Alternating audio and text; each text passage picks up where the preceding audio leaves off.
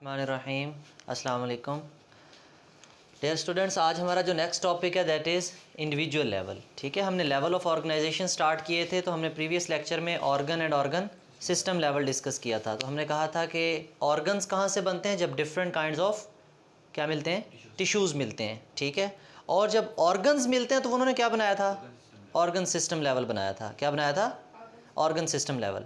तो जैसे हमने पूरी तरतीब बनाई हुई थी कि हम प्रीवियस जो हमारा लेवल होता है उसके जो हमारे पास नंबर्स हैं या जो भी उसके अंदर हमारे पास इंग्रेडिएंट्स कह लो, या फिर उसके अंदर जो ऑर्गन है या ऑर्गन सिस्टम है या टिश्यूज़ हैं या जो भी हमारे पास पार्टिकल्स हैं, जो यूनिट्स बनते हैं, उनको जब हम मिलाएंगे तो हमारे पास नेक्स्ट लेवल बन जाएगा। ठीक है, तो इंडिविजुअल लेवल, इंडिविजुअल किसे कहते हैं पहले तो ये देखते हैं।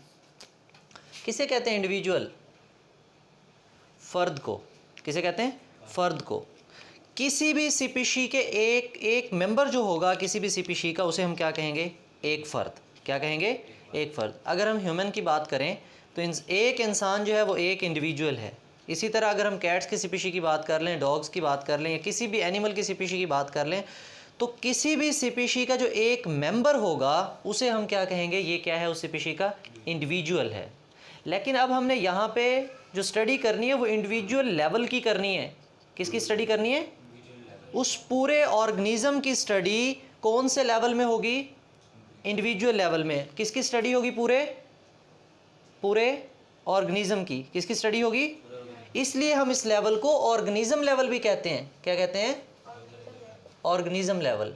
ठीक है, अब ये जो हमारे पास ऑर्गेनिज्म लेवल है, इसमें हमने प्रीवियस कौन से लेवल के कंपोनेंट्स मिलाने हैं? कौन सा था previous? Organ and organ systems. अब हम कहेंगे कि हमारे पास different organs and organ systems, क्या चीज़ें मिलेंगी? Different organs and organ systems क्या होंगे? Combine together. कंबाइन की बजाय हम वर्ड क्या यूज़ कर सकते हैं? Assemble together. ठीक है, इकट्ठे होंगे, मिलेंगे।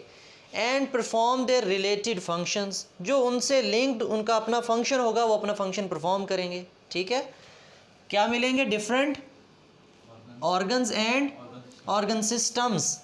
डिफरेंट ऑर्गन और ऑर्गन सिस्टम्स मिलेंगे एंड फॉर्म एन इंडिविजुअल। वो मिलके क्या बना देते हैं? Form an individual. आपसे अगर इंडिविजुअल लेवल की डिफाइन पूछें तो आप यही बताओगे कि different organs and organ systems combine together and form a unit और फॉर्म एन इंडिविजुअल या ऑर्गेनिज्म। क्लियर? कौन मिलेगा? डिफरेंट ऑर्गन्स मिलेंगे और तो बनाएंगे क्या? इंडिविजुअल बनाएंगे। जो एक इंडिविजुअल होगा उसमें एक ऑर्गन सिस्टम होगा या एक से ज़्यादा? एक से ज़्यादा। एक ऑर्गन होगा या एक से ज़्यादा? एक से ज़्यादा। अब वो कहता है कि देखो उनमें जो ऑर्गन सिस्टम्स हैं वो क्या हुए हैं? कंबाइन टुगेदर, एक दूसरे के साथ मिले हैं।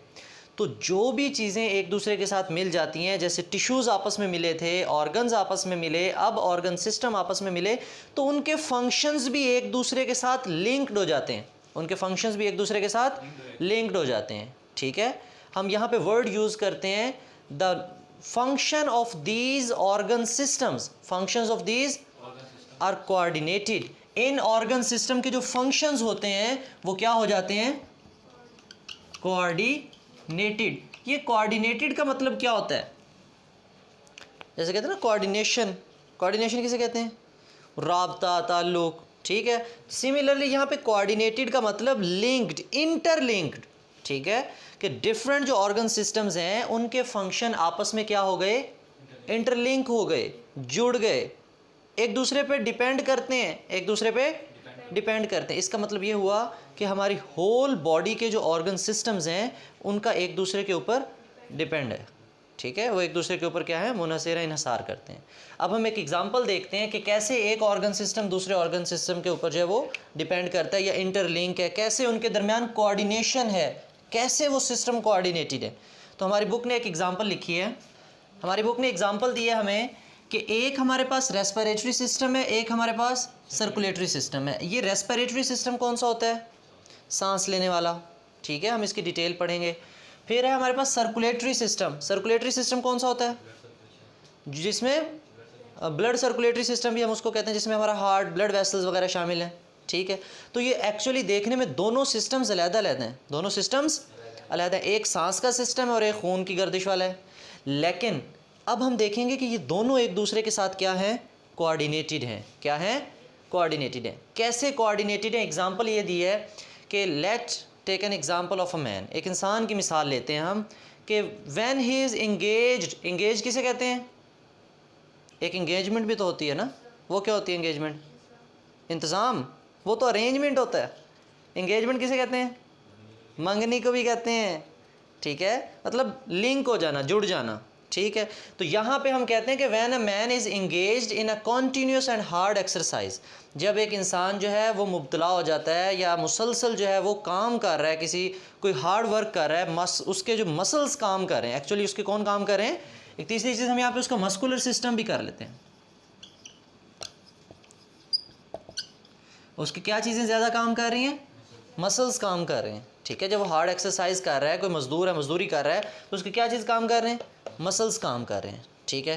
कहते हैं जब हालांकि उसका एक सिस्टम मस्कुलर सिस्टम काम कर रहा है, लेकिन with this system muscular system के साथ अगर हम देखें तो रेस्पिरेटरी सिस्टम भी उसके साथ लिंक्ड हो जाएगा और सर्कुलेटरी सिस्टम भी लिंक्ड हो जाएगा।